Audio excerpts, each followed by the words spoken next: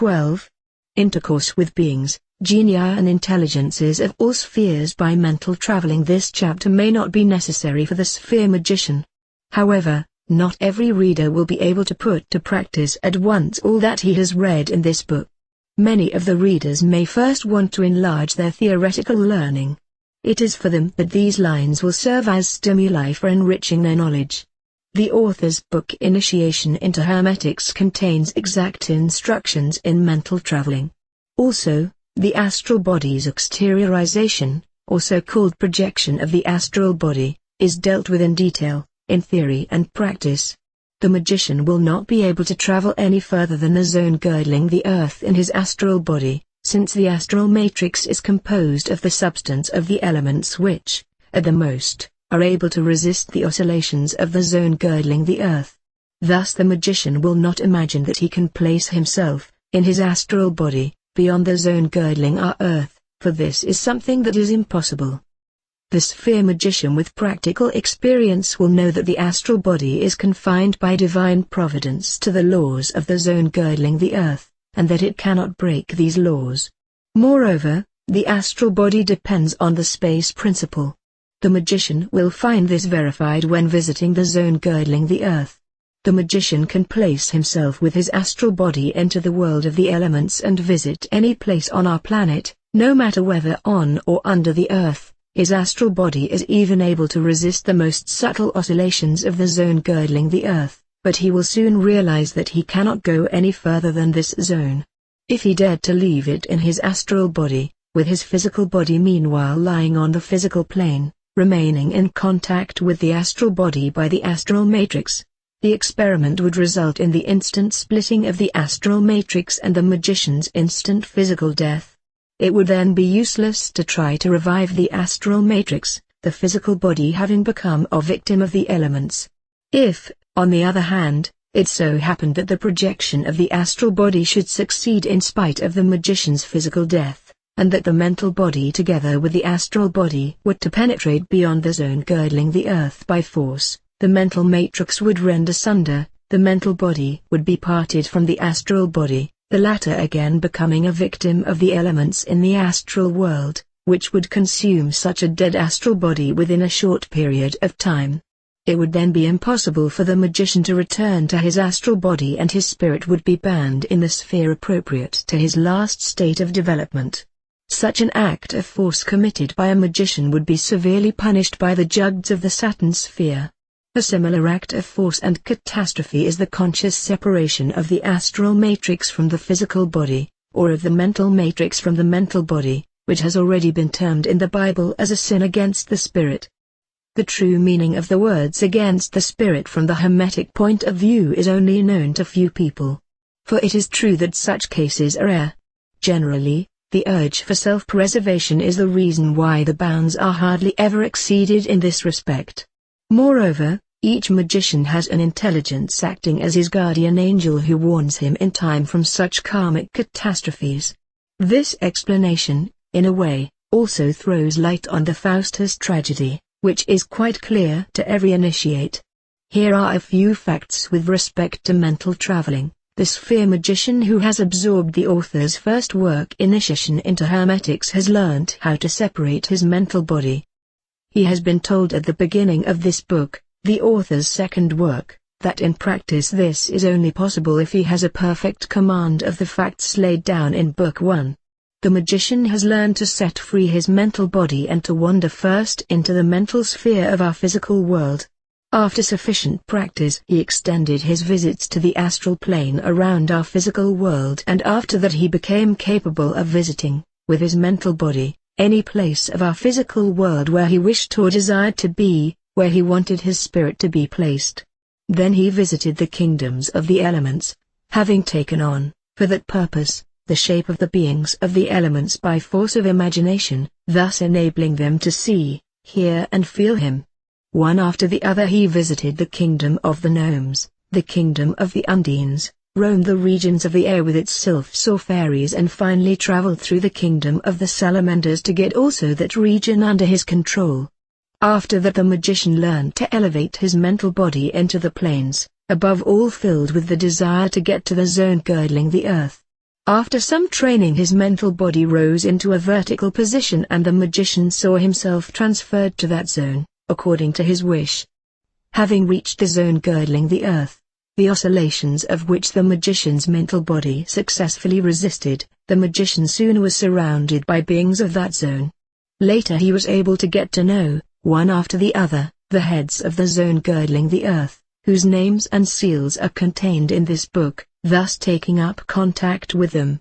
They made the magician acquainted with all the facts regarding that zone and taught him how he could get to the plane next to theirs, i.e. the moon sphere. The magician is able to betake himself to the moon sphere without a guide. He must at first get his mental body influenced with the color of the moon sphere, i.e. get it dyed silvery white, with a slight touch of violet. As soon as he has his body completely impregnated with the accumulated light of silvery white and slightly violet color, he is again raised into a vertical position, this time wishing to wander to the moon sphere. When first trying to raise himself from the zone girdling the earth into the moon sphere, the magician will have the sensation of a rotary motion. Repeated training will take this feeling of dizziness from him, and the feeling of pressure in the solar plexus region will also cease. The elevation itself is instantaneous. Suddenly the magician finds himself in a sea of light of a silvery violet color and is already placed into the moon sphere. His desire to get into touch with the intelligences that does not remain unfulfilled. If the magician calls, in this silvery colored vibration, for one of the intelligences mentioned and described in this book, he will soon see it appear. The contact is the same as in the zone girdling the earth. If the magician wants a being from another sphere to do a certain thing, he should work out his plans first in the zone girdling the earth and should not betake himself to the relevant sphere without having sufficiently pondered the matter. For during his initial operations his consciousness usually loses its independence by the different color vibration of the sphere. Only by repeated intercourse with the same being will the magician get used to the pressure he experiences in that sphere, and his independent thinking will no longer be influenced by it to such a great extent. After the magician has had experience with all of the 28 intelligences of the moon sphere, he will have become complete master of it, and he can then change its influence within himself by either increasing or diminishing its vibrations, in order to suit the extent of power of the beings he is getting into contact with. During his initial visits to the moon sphere, the magician will become aware that its 28 original intelligences possess a power of radiation, an inner expansiveness, that almost paralyzes his mental body. In order to be able to stand up to this influence, the magician must take on a vibration suiting the original intelligences of the moon. This is done by an appropriate condensation of light power of the moon sphere whilst the magician is still in the zone girdling the earth, for otherwise the magician could not get into contact with these intelligences without having to fear the accompanying effects of paralysis.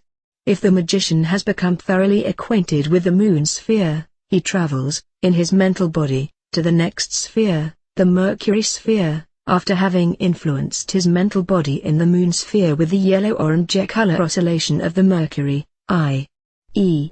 after having accumulated the light power of the Mercury zone, he then gets into contact with the individual genii of the Mercury zone, one after the other, in much the same way as he has done previously with the intelligences of the moon sphere.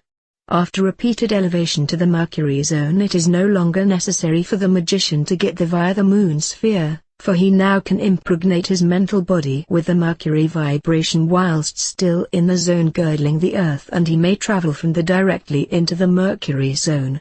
If he succeeds in getting into contact with at least 30 genii of that zone, he is able to carry out the elevation into the Mercury zone straight from our physical world, i.e. by carrying through the color impregnation, i.e. the accumulation of light power with the Mercury vibration, about his physical body, and he can directly and at once betake himself to the Mercury zone, without having to use the zone girdling the earth or the moon sphere as transit stations. During his intercourse with genii of the Mercury zone, the magician will not feel such a strong paralyzing effect of their radiation power, since the Mercury zone is, in a way, analogous to the mental body, as has been shown under the chapter dealing with the cosmic hierarchy. The magician should not think of betaking himself into the next sphere, unless he has become absolute master over these three spheres, i.e. the zone girdling the Earth, the Moon sphere and the Mercury zone. The reason why I pay so much attention to these three spheres is, as already pointed out, firstly because the zone girdling the Earth has an analogous connection with the physical body, with its fate, secondly because the Moon sphere has a similar connection with the astral body, with its maturity, its character, its equilibrium, etc., and thirdly because the Mercury zone has a similar connection with the mental body. In the Mercury zone, the stepping stone for travels to higher spheres, the sphere magician then carries through the accumulation of light power from the next sphere, the Venus sphere, before he betakes himself to it. The accumulation of the light power of the Venus sphere must result in a wonderful emerald green color. If he has not become a victim of the temptations in the Venus sphere and has thus become a master of love, he can place himself directly from this physical world into the sphere in question. He must, however, carry out the accumulation of the light power of the Venus sphere in his mental body already beside his physical body. The same naturally also applies to the next sphere, the Sun sphere, which is the sphere that is most difficult to reach, as the beings of that sphere all have such a strong accumulation of light that the magician who has not provided for a sufficient accumulation of the light power of the Sun, i.e. an accumulation equivalent to the glowing Sun, cannot resist the vibrations of the Sun Genii. If the magician got into touch with the genius of the Sun without having sufficiently prepared himself by an appropriate light impregnation of his mental body, the glowing power of light rays would throw him back into his physical body and his mental matrix would, as a consequence, lose its equilibrium, and disharmonies would be the inevitable result. Such disharmonies would soon become obvious by various accompanying effects in the astral body, sometimes even in the physical body. Under certain circumstances a nervous breakdown would be the result. But also other psychic disadvantages might show up. Therefore the magician will consider my warning absolutely necessary and realize that it is not possible to betake oneself into other spheres without knowing their laws of analogy and their application, and without having a sound knowledge of the magic of evocation. After having got the Sun sphere absolutely under his control, the magician will visit the adjacent sphere of Mars. In order to avert any danger from the beginning, only the names, not the seals, of the intelligences of that sphere have been published in this book. The Mars sphere has a light vibration of a ruby red color. This means that the accumulation of the light power for the mental body must also result in a ruby red color. Every magician who has learnt to master the Sun sphere without any risks may visit all the spheres that lie beyond it, one after the other, with only one exception, the most dangerous sphere of Saturn. Visits to the Jupiter sphere are carried out in the same way, except for the accumulation of light power, which has to result in a sky blue color. Should the magician also want to visit the Saturn sphere, he must carry out the appropriate accumulation of light power for his mental body in a dark violet color. Regarding the Uranus sphere, the accumulation of light power for the mental body has to be lilac colored, and for visits to the Pluto sphere, the last sphere of significance, it has to be colored in a light gray. The other spheres are colorless. The magician who has proceeded this far and has learned to carry out the accumulation of light powers of the spheres may visit the other planets without any special coloring of his mental body and get into contact with the intelligences living there. As soon as he gets near the sphere he plans to visit, he will perceive, by force of transcendental clairvoyance, the color of that sphere, thus being able to carry through the appropriate accumulation of light power in the universe, before entering the sphere in question. There exist oscillations the colors of which cannot be compared with any of the colors known to us and which therefore cannot be described. Nevertheless, the transcendental eye sees them and can cause the appropriate light oscillation to be evoked in the mental body, making the contact with that sphere and the beings living there. This short description may be sufficient for the genuine initiate. Details in this respect have never been published in Hermetic literature, and up to now only few initiates are acquainted with this knowledge. The sphere magician who has learnt to carry through all this in practice knows that the preceding chapters contain no fancy stories, for he has been able to convince himself of the truth whenever he wishes. I have written down only my personal experience,